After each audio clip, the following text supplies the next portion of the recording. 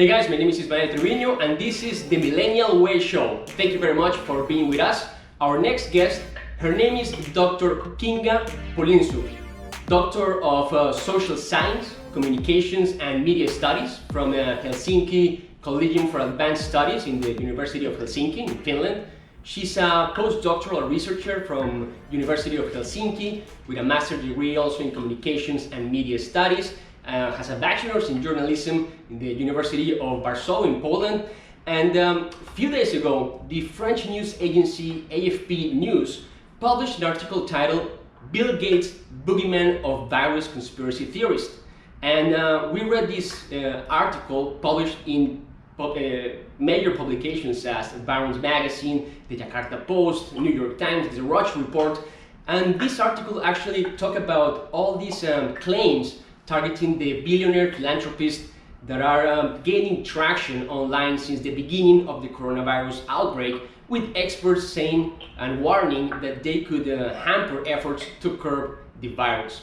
Doctored photos and fabricated news articles crafted by conspiracy theorists shared thousands of times on social media platforms and messaging apps in various languages have gone as far as accusing the Microsoft founder of creating actually the outbreak. Bill Gates, for example, who have pledged $250 million to efforts to fight the pandemic, is actually the latest in a string of online targets, despite the World Health Organization efforts to fight what it called an infodemic, misinformation fed by panic and confusion about the virus. In recent months, 5G networks and Hungarian-American billionaire George Soros have also been blamed for creating this COVID-19, which has killed more than 333,000 people around the world. Our guest, Dr. Polynczuk, wrote recently a work called The Allure of Conspiracy Theories in a Time of Pandemic. I'm going to call you Kinga, which is your name. Kinga, it's an honor actually to have you on our show. Thank you very much for being with us. And please tell us, what's this allure of conspiracy theories in a time of pandemic? So first of all, thank you, Ismail, for having me. It's a wonderful opportunity, and hopefully I'm going to be able to answer your questions. When it comes to the allure of the conspiracy theories in time of pandemic, well, I think that it boils down to the same kind of situation as we have in any kind of major crisis, which is a situation that unfolds rapidly when we don't have full information about what's going on, and nobody is actually in possession of full knowledge of and understanding of what's happening. And the situation is rapidly unfolding and rapidly evolving, and it's very difficult to make sense of why it's happening and what's going to happen next and what to do in order to manage it.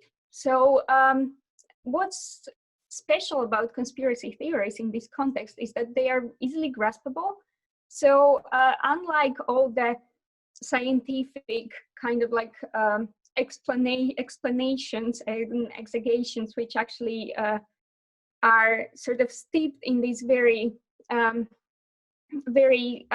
sort of like specialist language, which is not necessarily accessible to an average person, conspiracy theories actually rely on very simple explanations, very simple stories. And actually, I think that's the most, probably one of the most sort of like appealing features of conspiracy theories, that they are actually stories. So they are narratives, and they have usually a villain, they have people who suffer, so they have the victims, and there is usually a plot that unfolds, and most of all there is an sort of like a goal. It all happens with a certain meaning, with a certain goal in mind. So in conspiracy theories, nothing is really random. Nothing happens randomly, nothing happens out of the blue. Everything has been preconceived by this villain. And in a way, in time of pandemic, conspiracy theories provide knowledge, which is, well, quote unquote knowledge, because it's more often than not prejudice and misconception, but it fills in the blanks. So the things that we don't understand, when we don't know why something is happening, these preconceptions and prejudice they actually can fill in the gaps and they can provide some kind of explanation for what's happening. No, perfect, perfect, and I really appreciate that explanation. Kinga, you mentioned in your paper, in your latest work about conspiracy theories, that, for example, in Poland, a recent survey has found that as many as 45% of respondents agreed that some foreign powers of countries are deliberately contributing to the spread of the coronavirus, compared to 42% who attributed the pandemic to natural processes. How is that, and how much danger can do a conspiracy theory? Well, it can do, like, conspiracy theories are dangerous, and we have known that, or we have a sort of like evidence from history. So first of all, if there is a group of, well, as I said, the conspiracy theory always has, there is always this evil puppet master or the great mastermind behind everything that is happening. So we have probably the most poignant, painful example from history is the Holocaust, actually. So even though that was a much more complicated story, but a lot of anti-Jewish, anti-Semitic propaganda actually drew on this document that was fabricated by in Imperial Russia, which was called like the Protocols of the Elders of Zion, which actually sort of alluded or was supposedly a plan of the Jews to take over the world. So there were links between these fabricated protocols and the anti-Jewish, anti-Semitic propaganda. You mentioned also something very interesting in your work. You said all explanations for a new situation. Can you give us another example of this? Yeah, so I'm thinking back to one of the first conspiracy theories that I saw about the coronavirus, and this is also because of my research interest, because my interest in conspiracy theories actually relates to a very specific type of conspiracy theories, namely the racializing ones. So the theories in which minorities or racialized people are considered the mastermind. So this is a very tricky kind of type of conspiracy theories, where actually the weakest and the most vulnerable are put in the position of almighty and all powerful. But yeah, one of the first conspiracy theories that I saw about the coronavirus had to do actually with this age-old or centuries-old Jewish conspiracy. So there was an idea circulating that actually it was the Jews, and that's again yet another plot to take over the world. I think that, for example, yeah, that also the idea that somehow the coronavirus was, if not produced, then at least examined and mishandled in a Chinese laboratory, and then it, due to some kind of mishandling, it escaped. So I think that this type of explanation is also a very old idea that somehow that is popular, I think, especially in the US, but not exclusively, that China as a kind of competitor for world hegemony is not really competent. So they are not really being taken seriously, because whatever they do, well, in the case of pandemic again, they provided faulty masks, faulty like respirators, and faulty. So basically, they produced a lot of faulty equipment that they sold abroad. And yes, so there is, I think that the idea of somehow the Chinese incompetence is also at the root of one, at the core and at the roots of one of the conspiracy theories. And this is, again, old knowledge, right? This is the old prejudice. Kinga, you also said that conspiracy theories exploit undisputable facts as source material for questionable extrapolations. In other words, they are based on the big leap from the undeniable to the unbelievable. How is that? So yeah, coming back to the Chinese example, this is kind of an undeniable fact, at least as far as I'm aware, that the epidemic started in Wuhan. It did start in China, so there is like absolutely no doubt about that.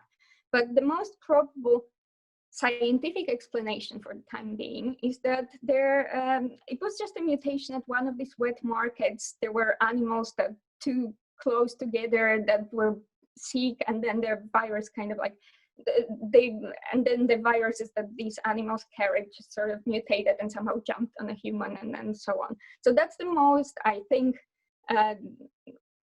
like the serious scientific explanation at the moment. But then from this idea that it started in China, or in Wuhan specifically, there is, because there is this laboratory there as well.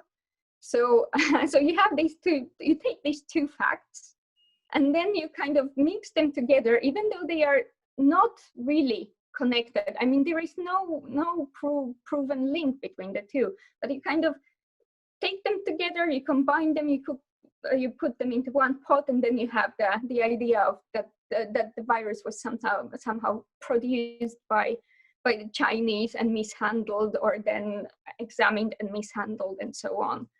So yes, and then of course there is also when you think about Bill Gates, and this is actually a very curious example, because he is a person, as you have mentioned, who has invested a lot of money and a lot of effort in this kind of like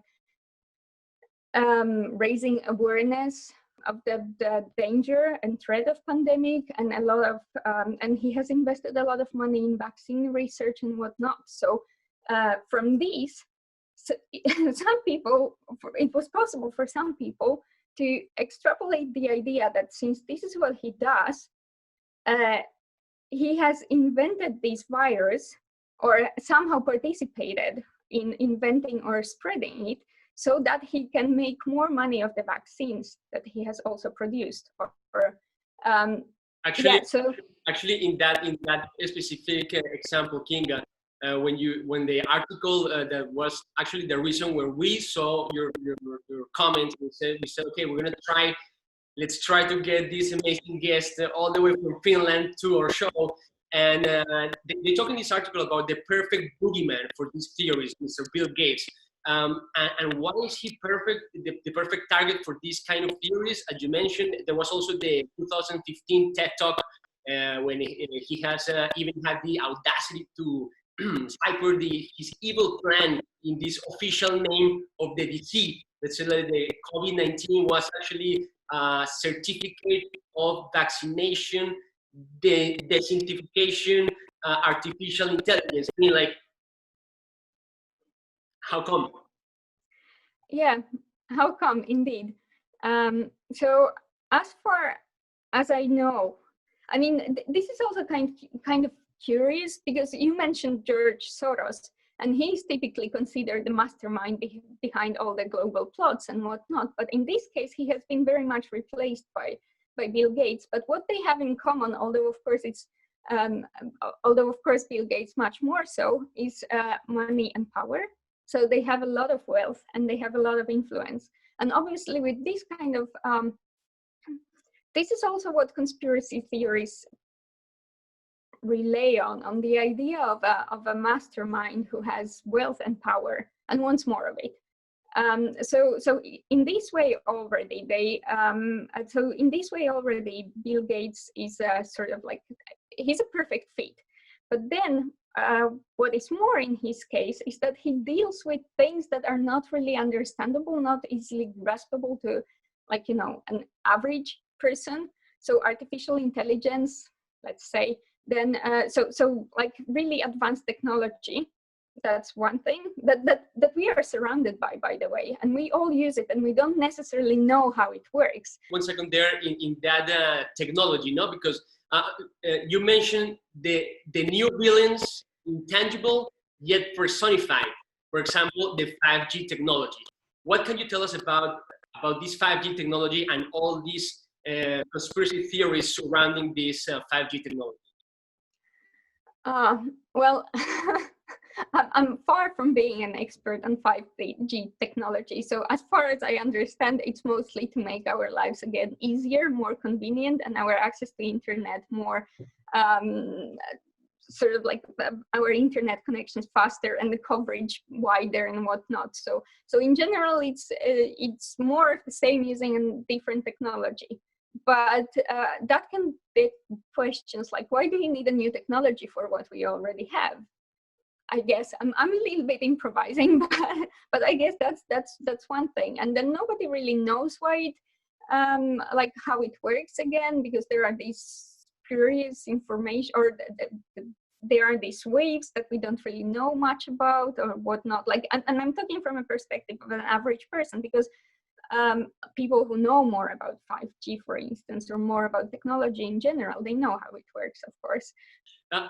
Let's jump to another conspiracy theory, Kinga, and it's actually the anti-vaccination movement.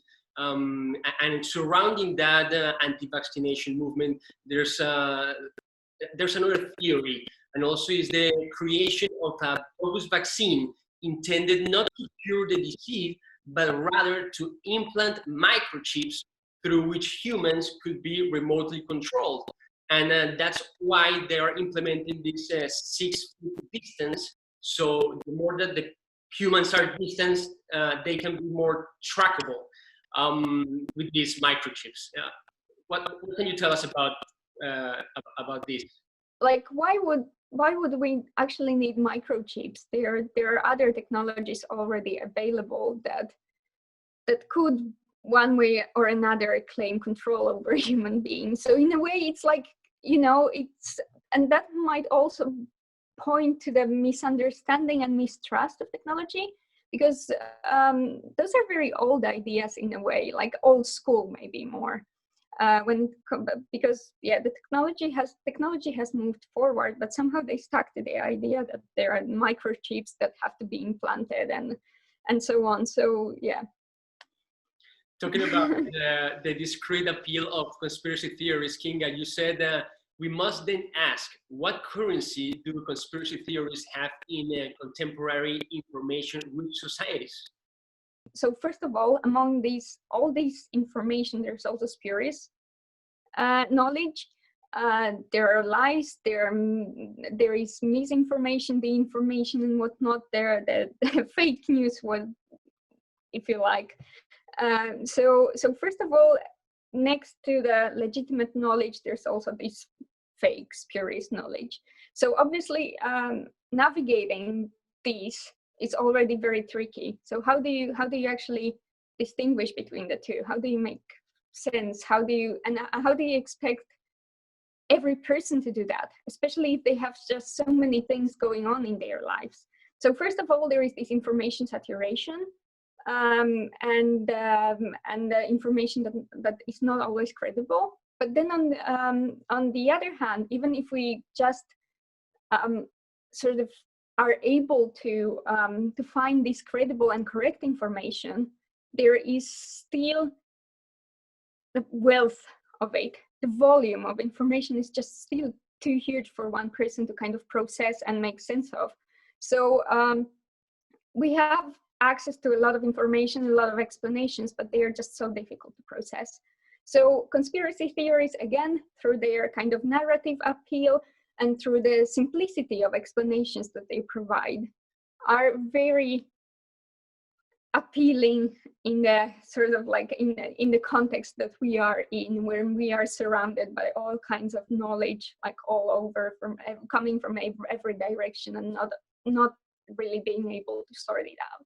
Very, very, very interesting. Kinga, I have actually another question, and it's that you mentioned that in time of crisis, conspiracy theories will always be a step ahead of carefully crafted, evidence-based theories in providing an overcharging, rationalistic, simple, and therefore compelling explanation. In that case, how exactly we should do, or what we should do to combat the adverse effects of these conspiracy theories? Well, so I guess this is not something that I do a lot, but I have colleagues and who do it, and it's like a growing field, but science communication would be very important here. So obviously the way science is communicated to the society, if it is communicated at all. So first of all, it should be communicated in the, and secondly, it should be communicated in a way that is understandable.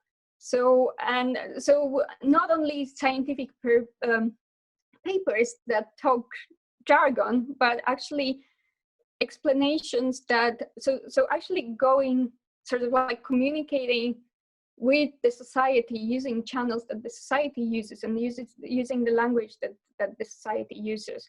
So whenever we have knowledge, that's something that we should do. And I also think, by the way, that this is something that politicians should do, because in this very hectic, very difficult situation that we have right now, and we have not only the academics, of course, not only the medical professionals, but also politicians acting with knowledge that is far from being full. So and somehow their decisions might, especially if they are radical, as radical as lockdowns or and so on, they might seem very arbitrary, and therefore very difficult for the society to accept and follow. So I think that I've read a piece that's really that really kind of praised the Prime Minister of New Zealand for the way she communicated with the society, telling them like, okay, this is what we know, and acting on this best knowledge, this is what we are going to do, and we are going to do this and this in order to do that. And please act this way, because in this way you're going to show that you care for everybody else. And this is like a very humane and very sort of simple communication, and also very honest, because you don't pretend to know more than the others. So in a way, on a time scale, conspiracy theories are always going to be a step ahead, and I think that's inevitable, because they already know the explanation before the situation happens, actually, because the explanation is in the past, and then it's just very often only projected in the future, sometimes with some kind of, or in the present, sometimes with some kind of modifications, but not even always. And for scientific explanations, or sort of like, there needs to be actually time to study. So you can only know in a way, or know well in retrospect, in hindsight. So what we can do, I think, is not try to provide knowledge faster, or claim to provide full knowledge faster than we can provide conspiracy theories, but try to make conspiracy theories less appealing, less enchanting. So basically disenchant them by, well, probably information and media literacy is important here, but probably many other things too. This is our last question, and we really appreciate your time. What would be your best advice to the new generations to tackle all these theories in a more, let's say, realistic and less sci-fi mode? Yeah, well, I guess first of all, we somehow need to accept that the world is complicated, that it's unpredictable, and we can never really have full knowledge. So we really somehow have to try and accept that we are never going to have, or at least not anytime soon, a full explanation. So we just have to be able to act with partial knowledge. And yeah, well, I think that all in all, technology is your ally. I think that especially the internet is your ally. But yeah, I mean, again, there is need for information and digital literacy. But yeah, I believe that if people are more willing to accept, young people, and not only are more willing to accept this kind of like random nature of the world, then we are, the conspiracy theories are going to become less appealing. I don't know if it's really a good advice. I don't know if it helps, but that's, I think, the best I can do. Dr. Kinga Polynczuk-Alenius, Doctor of Social Science, Communications and Media Studies from Helsinki Collegium for Advanced Studies at the University of Helsinki in Finland. We really appreciate your time, and thank you very much for being today on the Millennial Show. Thank you very much. Hey!